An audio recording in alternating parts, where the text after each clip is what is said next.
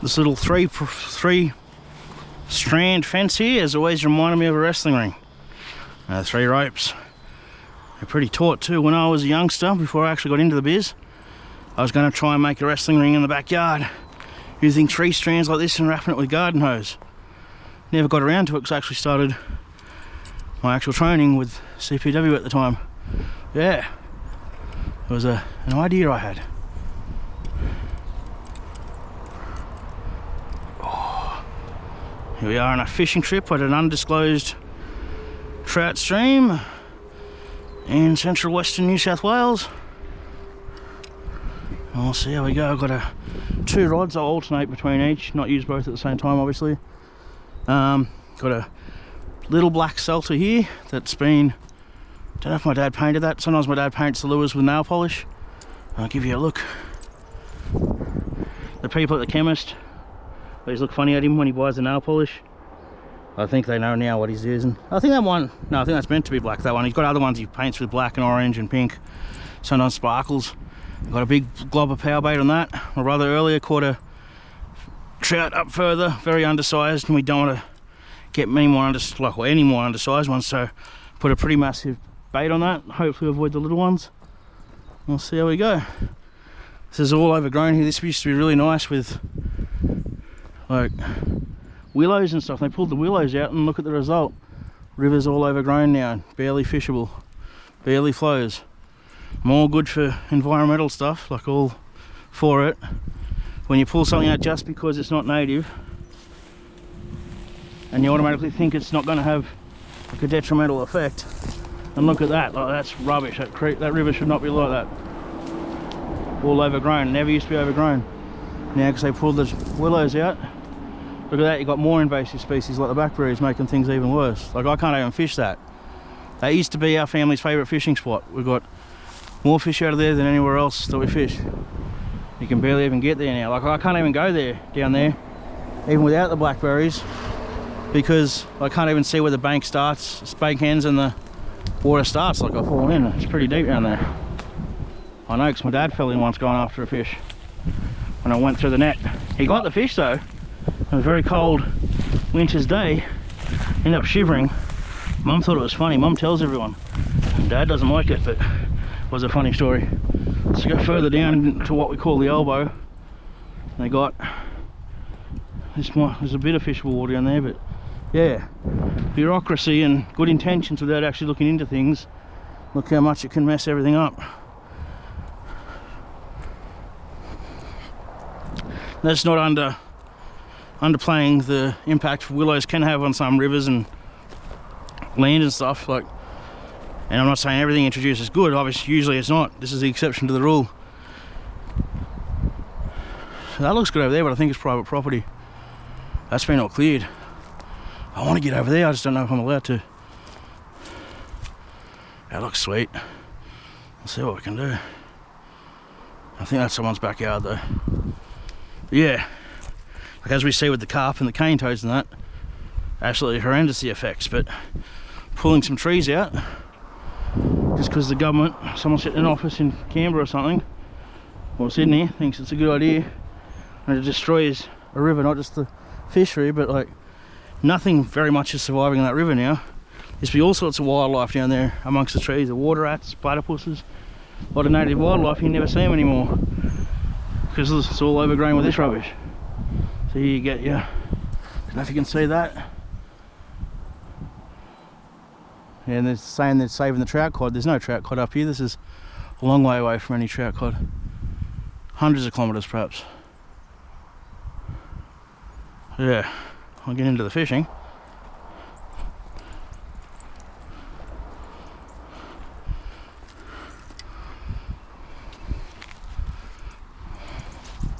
It's a nice little hole here. I came here a few months ago and it was a lot worse than this. It was nowhere near this flow. Like there was these little baby fish, which bodes well because that hopefully will draw some bigger fish in. But there were those, but they're like half dead because the water had all been taken by the mines further down. They're like stealing everyone's water basically. Legally they're allowed to, but it's because like debauchery and dodginess, not because they should be allowed to. Yeah, fuck the mines there. No good at all. Taking water and land and poisoning the land. It's no good. But enough of negativity. We'll appreciate what we still got, what we're still blessed with. There's a lot of good little baby fish in there, don't know if they're gudgeons or they're bait fish. Got to watch out for snakes. For those unaware, this is Australia and summer, so good chance of snakes, and I've seen a lot here over the years, so got to have our wits about us.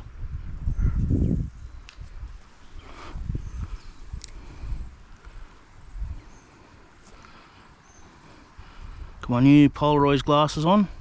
Polaroid. First time I've ever had Polaroid sunnies, and they're like my prescription ones, so they're really good. I'm seeing a lot more than I used to see just with my normal prescriptions with the reactions. The polarized effect, or whatever the word is very helpful. Yeah, a few different generations of bait fish in there, as you can see. This lure doesn't really want to do much. I might change to another one shortly. Like, it's not really, there's no action. I don't know what's wrong with it. Yeah, it might just be that it's getting the weed, but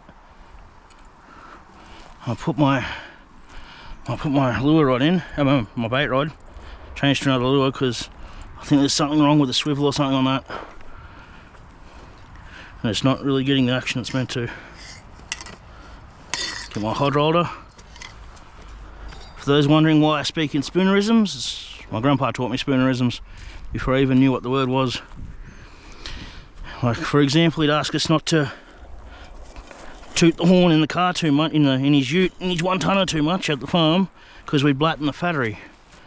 He'd say the sun was brining slightly, and he liked Pult and Sepper on his chish and fips. My grandpa, not a funny bloke, like he wasn't someone who tried to be funny, except sometimes with Richard and I, his grandkids. He was a fairly serious bloke and fairly like understated in his personality and lifestyle and that, but he just had a little funny, cheeky streak to him. He liked his slapstick humour too. Like when I'd toot the hooter in the ute and he'd jump way up in the air when I was a kid, and I'd feel really bad because I thought I scared him half to death. But he was just doing like a Charlie Chaplin type thing. Yeah, it was very cool. I'm not going to get that rod in there, that hod roller. I'll try back here. Nah.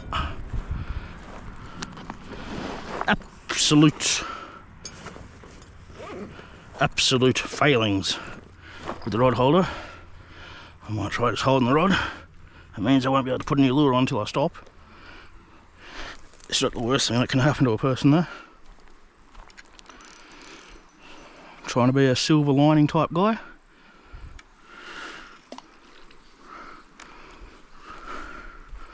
Get out of their eyesight, the fish's eyesight, as much as possible.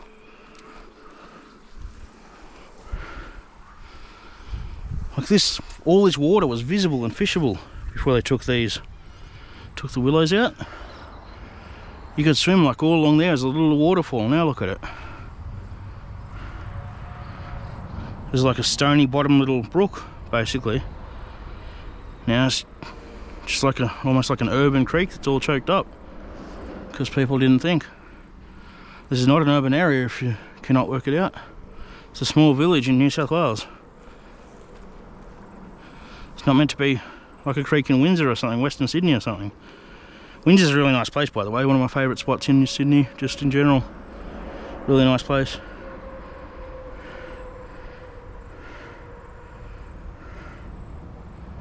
There's a lot of bayfish in there.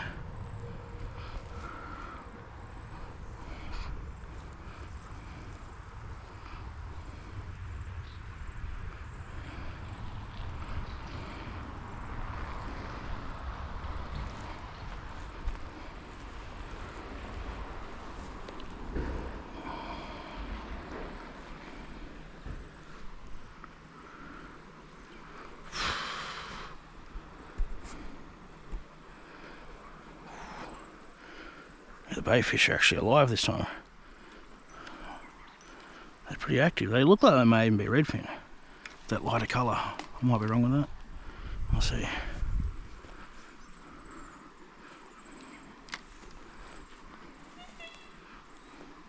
Not totally happy with that cast. I'll try and watch out for this slightly undercut bank. Try and get him in the shade. I'll try and shade with trout, seems to be better. There is also redfin in this river, but Powerbait usually doesn't get redfin unless they're like at the point they're taking bare hooks, which I have seen. And like redfin like the sun, whereas the trout like the shade and the cooler conditions. In my experience at least. Gee, a lot of bait fish down here. Surely there's something big cruising after them.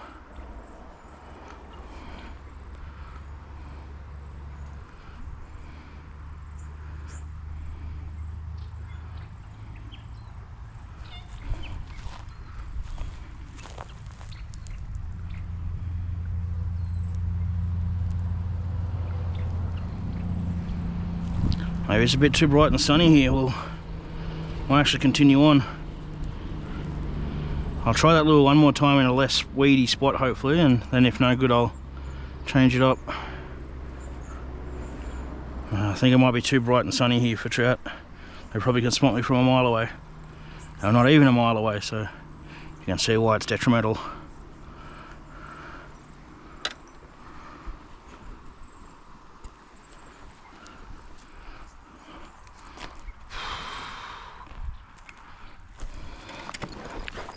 You see my setup here, I've got a DFT Shoreflex rod, little trout rod, little ultralight I think it is, and I've got my drop shot, which I got years ago, and it's been absolutely amazing. I've caught that many fish on that rod, apart from my old red and black rod, which is so old I don't even know what it is.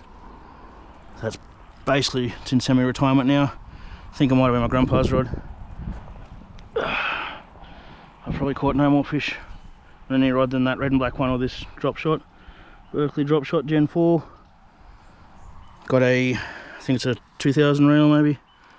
Little, I can't quite see, I can't remember what this one is. Sedona maybe? Something Pro Power, not a Sedona. Rovex perhaps, and yeah, there's my Sedona, and that's the Rovex I'm pretty sure. Both really good reels. The Rovexes were really good. Then they must have changed where they were making them, and they're not quite as good now. They're still alright, but yeah, it's the Rovex. Yeah, very good. Both these rod and reel combos, but this one is like a lot more modern for flicking lures. Just the accuracy of this little combo, flicking little lures or baits in tight quarters, is like, it's incredible compared to a bigger, thicker rod. There's a reason people use these little finesse fishing setups, even though they're lighter. Like if you get a big fish, not as, you know, as the confidence, but just the fun and just the accuracy, and plus how sensitive the rod tips are. If you get something on, you're going to feel a bite long before you feel a bite in another, like a thicker rod. And that might be the difference between you knowing what to do, like whether to act or not act. Thick rods, especially the old, not the graphite rods, the fiberglass rods, even this type of rod, like the graphite, the sensitivity, especially these type ones, is leagues ahead of the old fiberglass rods. I think they're worse for getting struck by lightning though. None of them are good, but yeah, I think graphite is pretty dangerous. I can't remember if it's graphite or fiberglass rods. They go like basically fairy floss. They go like black fairy floss, or whatever colour your rod is, if they get struck by lightning. I've seen photos of it.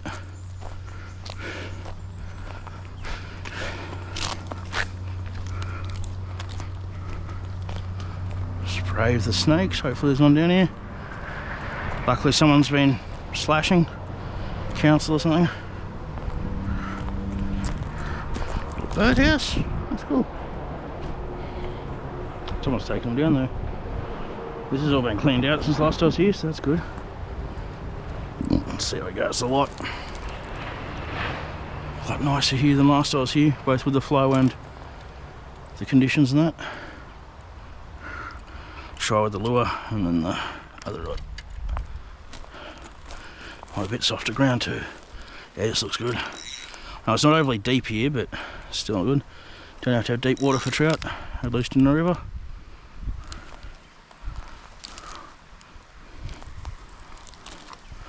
see if we can more bait fish, if this actually has any action. And I think that's a snag, a weed. Try out here. Try this little sunlit spot. You can see if we actually get a good action here with a spinner, because spinners don't really work unless you're getting a good action out of them, for those unaware. Unless you get that spinner blade spinning. Yeah, it's not really working. There's definitely something wrong with that. I'll try another one. I'll see if I can put my bait right in. And I'll try with another lure.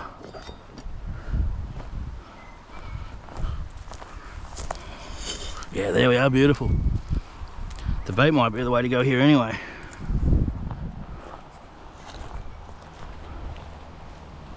I find these sort of waterways, these little trout streams, undercut banks are the best place, but the problem is you have to avoid like the blackberries and stuff, so you don't want to get too close to them. I'll go down here because I haven't disturbed this water yet. It's pretty close to perfect. Might have liked about 6 inches close to the bank, but that's as good as we're going to get without doing it over and over again, stuffing it up and wasting time. There we go.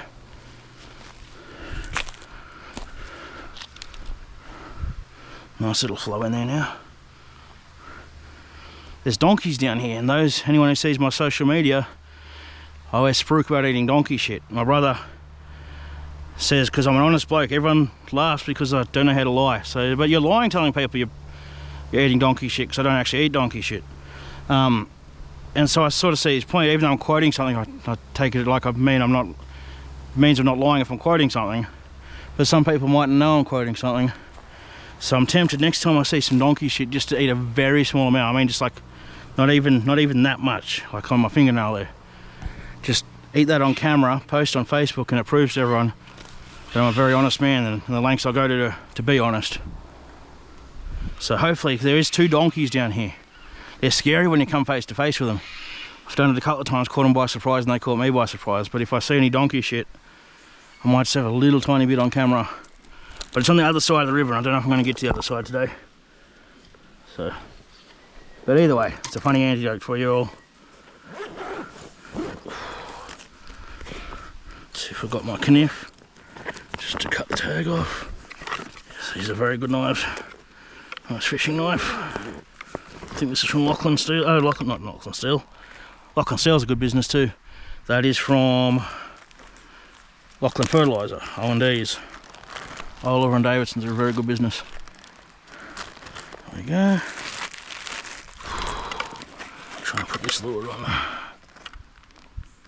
I'm pretty bad at rigging. Quite often it's my dad who has to rig, but now with arthritis and his vision deteriorating, I kind of got to do this sometimes. But I'm pretty bad with it too, just because I'm not the most dexterous anymore with all the nerve damage, the carpal tunnel damage and concussions and everything. And I think it's the ulnar nerve damage as well. Median nerve damage and ulnar nerve damage. Could be a fish there, we'll keep an eye on that. Yeah, actually we might put off this changing lures. Yeah, anyway, what I was saying is I'm not good at putting lures on either. And just general uselessness too. I didn't come from my dad's era where everyone learns all the knots and that. The lock blood knot is the only knot you really need for fishing, in my experience. Other people might like other knots, but if you're only using mono, and I'm a mono guy, don't use braid, don't use carbon fibre, whatever that is. Yeah, if you're only using mono, you only really need lock blood knot. And even if you don't get it right, like you do one less turn or whatever, it's still good. That might just be wind. So, get my knife out. No, it's just wind. Use my mouth to take the sheath off. Put that in the bag in a moment. Don't know if you'll be able to see on camera. I'm probably going to make an embarrassment of myself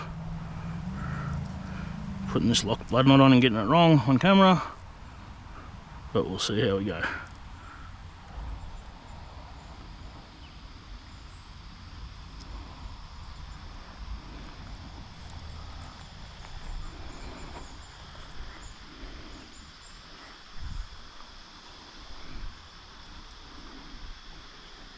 5 twists.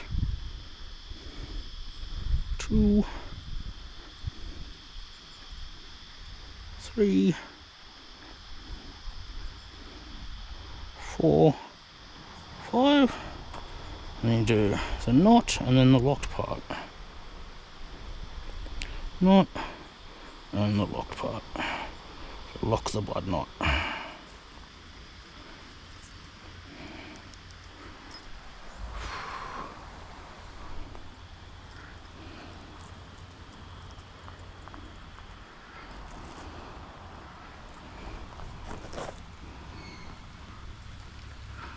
Try and trim this tag down. I usually like to have about an inch long tag. You don't want to go too short because it can make the knot less reliable, but you don't want to go too long because it'll catch more water and like can affect the action of the lure, some will tell you, or scare the fish. It probably can't, because like why would an inch or two too long of line scare a fish if all the other line hasn't scared the fish that the lure is actually attached to? But if it affects the action, then maybe it can. It's a thing with fishing, we can't get in the fish's brain. We don't know exactly what they're thinking. We know we caught them or didn't catch them, but we don't know what variable is the difference between catching them or not catching them. And that's the fun of fishing. And a big part of the skill is adapting to all that and learning and changing what you need to change. It's kind of like pro wrestling. But the thing with pro wrestling, it's not what catches the fish, it's what gets the audience invested and gets that both the initial reaction on the night and then long-term reaction. People getting invested in matches and storylines, and you as a wrestler and those wrestling with you as your storyline rivals.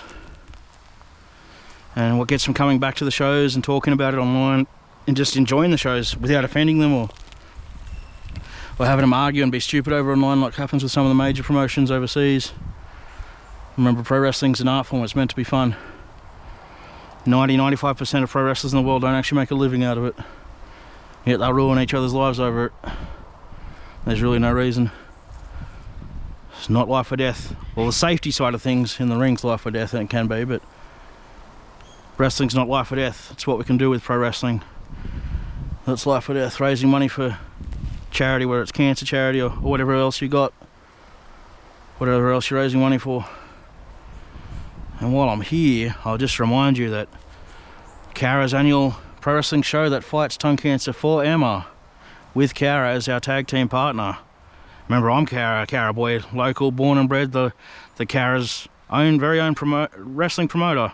Well, Kara's Fight for Emma returns Saturday, October 31st, 2026. Kara Civic Centre tickets are on sale now from the Kara Civic Centre box office or website. Secure your seats now to avoid disappointment. Now I've got the plug out of the way. I might try with this lure rod. I'll show you what lure I've got. Little blue fox, size 2. Dad's put a little bit of black paint, I think it's nail polish on the bottom, to add to the contrast and like the colour in that. Treble on there. So see how we go with that. This bait rod hasn't worked thus far, so we'll change up tactics and we might move a bit further downstream.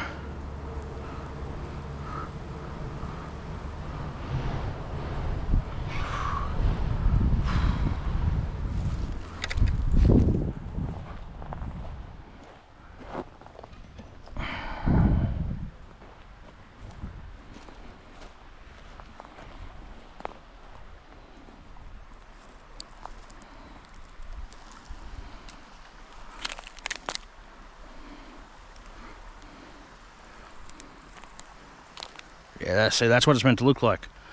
That spinning bait, for those unaware. Spinning nicely like that. See how much light it sort of shoots around, which is part of what attracts the fish.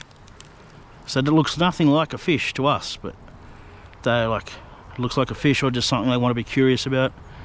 Grab with their mouth, because fish are like dogs, they don't have any hands, so they've got to grab things they're curious about with their mouth, even if they don't think it's food. And by the time they've done that, it's usually too late. They've been hooked by the hook or the trebles.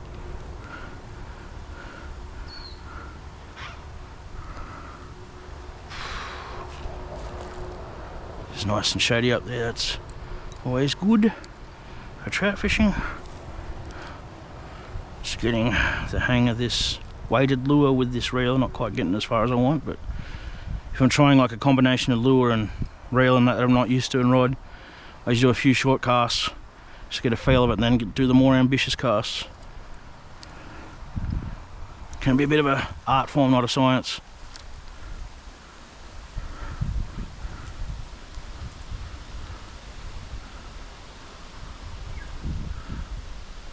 Yeah.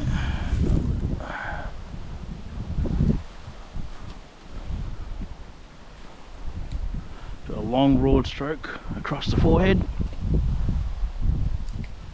And if you remember what that's from, you're old like me and have obscure taste like me. And your back probably hurts either from resting or just being old. Or both. Oh, that's nice, that looks brilliant. Might go for a bit of a wander up and down. Take this hod roller out so I don't forget to take it with us. Go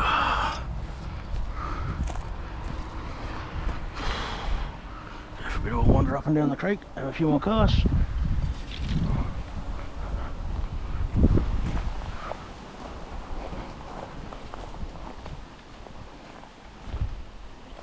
Nice little bubbling spot.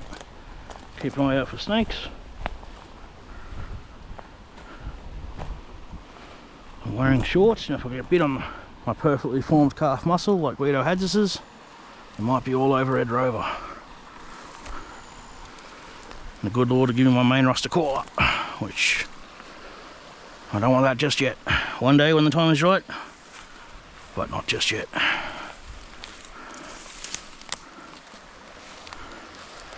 Got some more things I want to do and make a difference with in the world. But mostly I'm pretty bloody happy with what I've done already.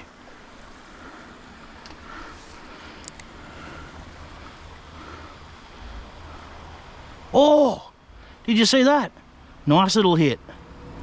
Went into something here. Nice little hit. Just my retrieve was a little too fast. I'll try again. Oh, perfect. That gets the adrenaline flowing. Ah, shit, there we go. Oh! Another hit. A bit of weed scuppered me. Stopped me getting the retrieve in quite as soon as I wanted to.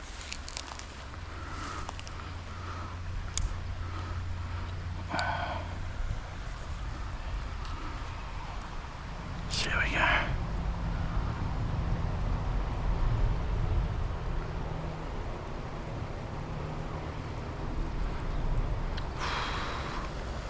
Might have spooked that one now, I'll try again. It's a lovely little spot here.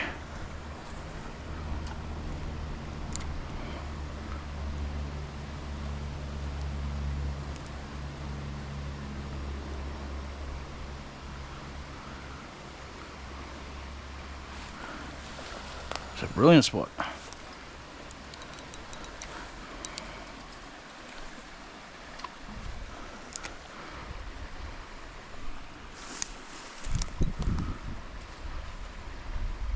Got a feeling I might have spooked that one now.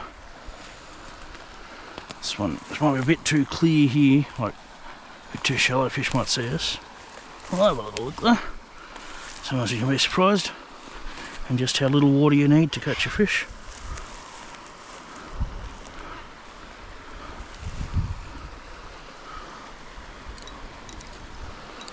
They blend in pretty well, the rainbow and the brown trout, with the rocks. Often you don't spot them.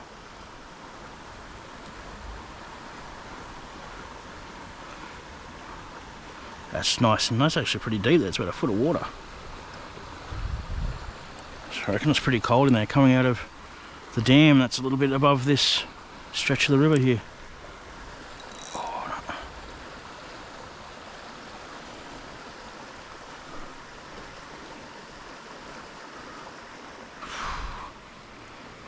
If we don't get another bite soon, I might put the Powerbait rod in. He hasn't seen the Powerbait yet, so he won't be scared of it. The fish that bought a bit earlier, rock there. Might be a bit too much water clarity with the sun there. We might be getting spotted if there is any fish just there. I go back to this little bit darker area. It's not the Ranga area, like on Jonah from Tonga. It's the darker water area. It's nothing about hair colour or anything else.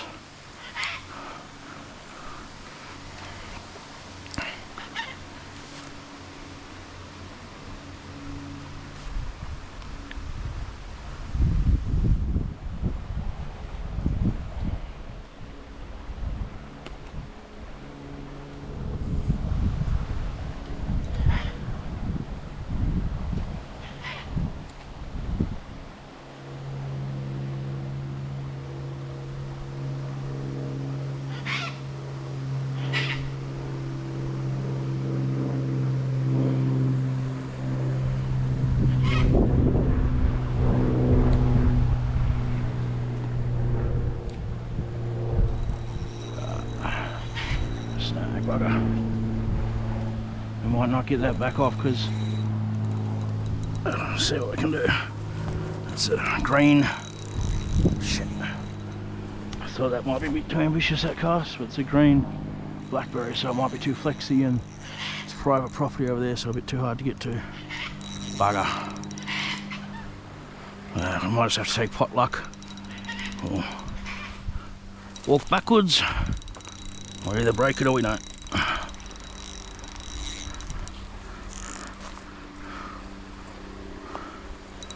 I do apologise to Father Dearest for probably losing his lure here.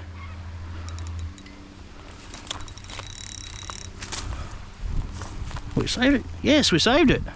How's that? Well, I just pulled it off the blackberries. Think about that Yui ad where they say, how's that? Well, I just rang them up. Basically the same thing. Oh, that's beautiful. Nice. With a stroke of luck, or the big man upstairs is looking out for us. A little bit of both.